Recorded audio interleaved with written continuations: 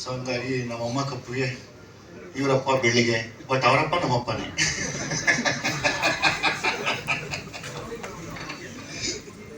Prem sir, ನಟನಾಗಿ ಎಲ್ರಿಗೂ ಹಾರೈಸೋದಕ್ಕೆ ಬಂದಿದ್ದೀರಾ, ತಂದೆಯಾಗಿ ಕೂಡ ಬಂದಿದ್ದೀರಾ.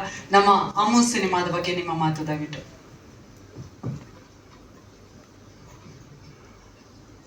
ಕರೆಕ್ಟ್, ನಮ್ಮ ಹೀರೋ ಬಗ್ಗೆ ಮಾಡ್ತಾರೆ ರಕ್ಷಿತ್. ಸಾರಿ, ನಾನು ಕುತ್ಕೊಂಡಿದ್ದೀನಿ ಅವಾಗಿಂದ ಕುತ್ಕೊಂಡಿದ್ರ ಅಂತ. ನೀನು ಅಂತಾರ ಪ್ರೊಡ್ಯೂಸರ್ ಅಪ್ಪ? ಹೌದಾ? ಸಾರಿ ಮಾ, ದಯವಿಟ್ಟು ಕ್ಷಮಿಸು, ನಿನಗೂ ತುಂಬಾ ಒಳ್ಳೇದಾಗಲಿ.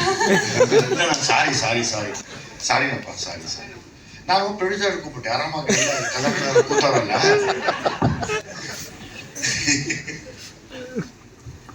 ಎಲ್ರಿಗೂ ನಮಸ್ಕಾರ, ಮಾಧ್ಯಮಕ್ಕೆ ನಮಸ್ಕಾರ. ತುಂಬ ಆತ್ಮೀಯವಾದಂಥ ಟೀಮ್ ಇದು ನನಗೆ. ಸೊ ಅನೂಪ್ ಸರ್ ಹೇಳಿದಾಗೆ ಸುಮಾರು ಒಂದು 20-25 ವರ್ಷದಿಂದ ಎಲ್ಲಾನು ಪರಿಚಯ ಇರೋಂಥವ್ರೆ. ಮಹೇಶ್ ಬಾಬು ಅವರಾಗಿರ್ಬೋದು, ಅನೂಪ್ ಆಗಿರ್ಬೋದು.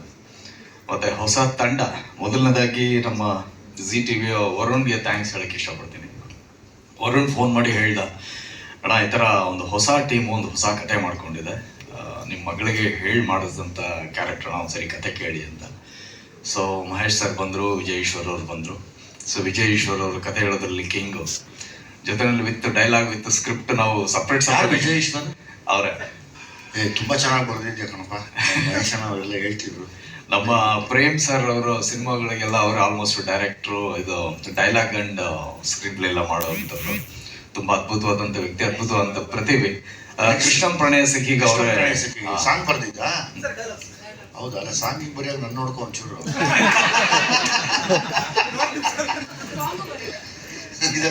ಅದಕ್ಕೆ ಸೊ ತುಂಬಾ ಅದ್ಭುತವಾಗಿ ಕತೆ ಹೇಳಿದ್ರು, ಬಹಳ ಇಷ್ಟ ಆಯ್ತು. ಖಂಡಿತವಾಗ್ಲೂ ಈ ಸಿನಿಮಾ ಮಾಡಿಸ್ತೀನಿ ನನ್ನ ಮಗಳ ಕಲೆ ಅಂತ ಹೇಳಿ ಸಿನಿಮಾನ ಮಾಡಿಸ್ದೆ.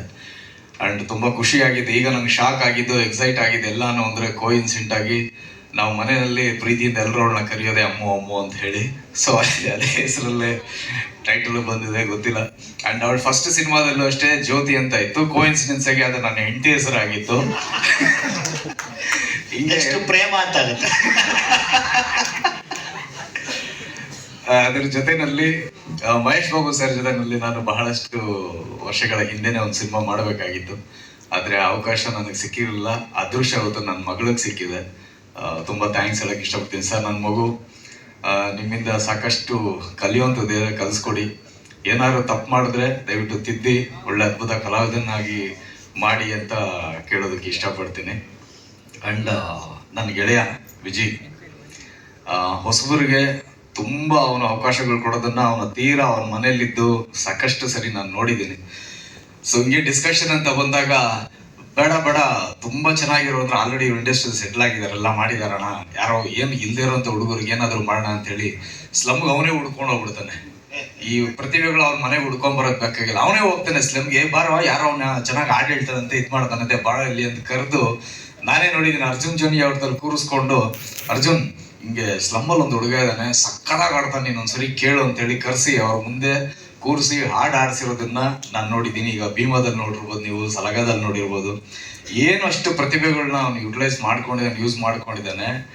ಅವ್ರನ್ನ ನಾವು ಕನ್ನಡಿ ಹಾಕೊಂಡು ದುರ್ಬೀನ್ ಹಾಕೊಂಡು ನೋಡಿದ್ರು ಎಲ್ಲೂ ಹುಡ್ಕೋದಕ್ಕಾಗಲ್ಲ.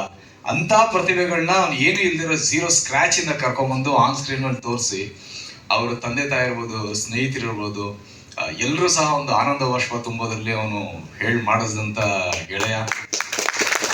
ಅವನೊಂದು ಯಾವಾಗ್ಲೂ ಚಿನ್ನ ಸಿಗೋದು ಅಂತ ಜಾಗದಲ್ಲಿ, ಕಪ್ಪುಗೆ ಕೊಳೆ ಇರೋ ಜಾಗದಲ್ಲಿನೇ ಚಿನ್ನ ಸಿಗೋದು. ಸೊ ಹಂಗಾಗಿ ನಾನು ಅಲ್ಲಿ ಹುಡ್ಕೊಂಡು ಹೋಗ್ತೀನಿ.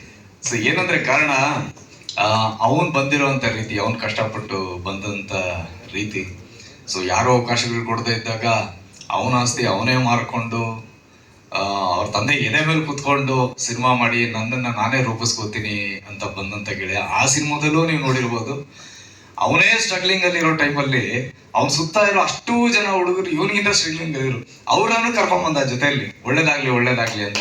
ಅದೇ ಅವನ ಪ್ಲಸ್ ಪಾಯಿಂಟ್. ಅವ್ನು ಎದ್ರು ಬಿದ್ರು ಏನೇ ಆದ್ರೂ ಏನೇ ಹೋದ್ರು ಅವನು ಸಲಗ, ಅವನು ಮೈ ಮೇಲಿರೋ ಕೆಸರನ್ನೆಲ್ಲ ಕೊಡುಕೊಂಡು ಯಾವಾಗಾದ್ರೂ ಎದ್ದು ಬರ್ತಾನೆ ಇರ್ತಾನೆ, ನಾನು ಯಾವತ್ತಿದ್ರು ಕಿಂಗೆ ಕಣೋ ಅಂತ. ಅದೊಂದು ಪ್ಲಸ್ ಪಾಯಿಂಟ್ ನಾನು ಯಾವಾಗ್ಲೂ ಹೇಳ್ತಾ ಇರ್ತೀನಿ. ಸೊ ಇವತ್ತು ನನ್ನ ಮಗಳ ಸಿನಿಮಾಗೆ ಟೈಟಲ್ ಲಾಂಚ್ ಮಾಡಿದ್ದಾನೆ, ಆಶೀರ್ವಾದ ಮಾಡಿದ್ದಾನೆ. ಅವನ ಹೆಸರಲ್ಲೇ ವಿಜಯ ಅಂತ ಇರೋದ್ರಿಂದ ಎಂಟೈರ್ ಟೀಮ್ಗೆ ದಿಗ್ವಿಜಯ ಸಿಗುತ್ತೆ ಅಂತ ನಾನು ಹಾರೈಸ್ತೀನಿ. ಅಂಡ್ ರಕ್ಷಿತ್ ಸ್ಮೈಲ್ ಗುರು ಅಂತ ಹೆಸರಲ್ಲೇ ಇರುತ್ತೆ, ಯಾವಾಗ ಸ್ಮೈಲ್ ಮಾಡ್ತಾನೆ ಇರ್ತಾರೆ. ಸೊ ನಿಮ್ದು ಸಹ ನಮಗೆ ಬ್ಯಾಕ್ಗ್ರೌಂಡ್ ಗೊತ್ತಿರಲಿಲ್ಲ.